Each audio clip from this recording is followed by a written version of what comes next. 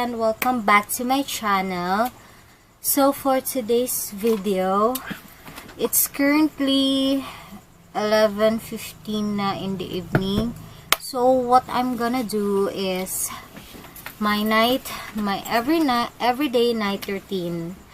So i-cleanse ko muna yung face ko. So nag-clean lang kami ng house. Then as you can see, nilinis ko kanina is yung mga ano na yun sa wallpaper. Kasi naglagay kami ng mga puti ng mga wallpaper para maganda tingnan yung kwarto.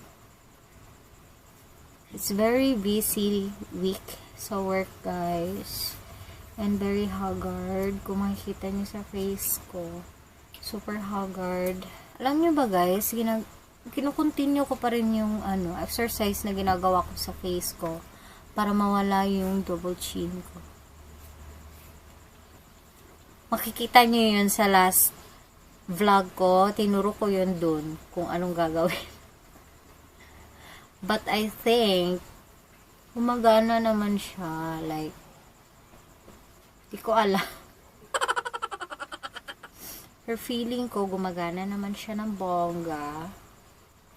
Alam nyo, nagaganahan ako sa skin ko ngayon kasi hindi siya nagbe-breakout.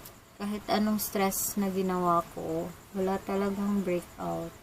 Like, feeling ko lumaki lang yung kurba ng face ko, guys. Okay, so the next. Alam nyo ba, ginaganahan akong gumamit nitong product na to. This Jejo Aloe Jejo. This soothing gel. Kasi ang ganda niya sa skin. Napaka-smooth ng skin ko kapag nilalagay ko siya.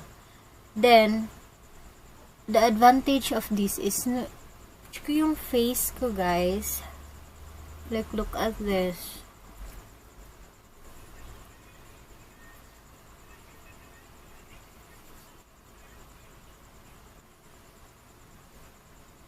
Alam niyo, guys, ngayon ko lang na-realize na ang ganda talaga kapag puti yung kulay ng kwarto mo. Like, nakaka-aesthetic. Nakaka-refresh. Like, ganun. Alam mo ba, ginagawa ko pag ginagamit ko tong soothing gel. Kasi, napaka-ano niya sa face. So, minamassage ko siya pa up dito sa may contour face ko. Kasi, napakataba ng cheeks ko, guys. So, I need to massage it.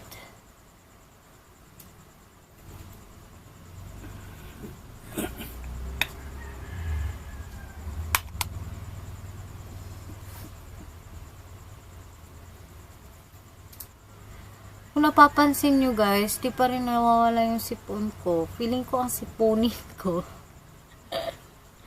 Like, magwa 1 week na po itong sipon ko. So, kahit umiinom ako ng gamot, mabalik pa rin siya.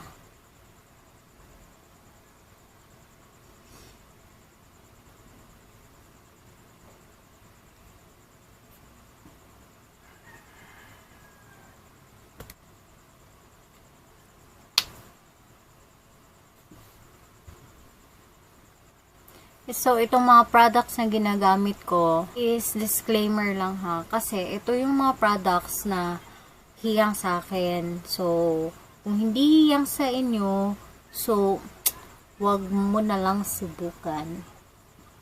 Masisira ang buhay mo, te.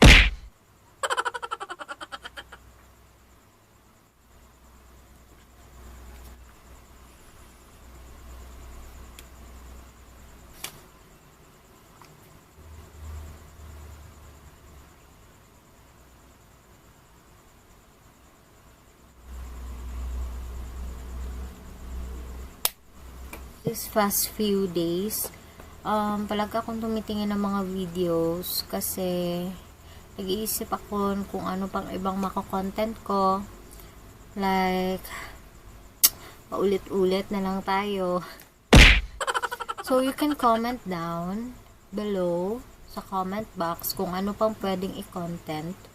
Kasi alam nyo, ang hirap talaga maging content creator kasi iisip ka kung anong effective teleserye.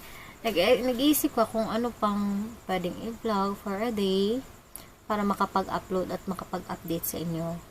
So guys, dito na lang muna and see you for my next video.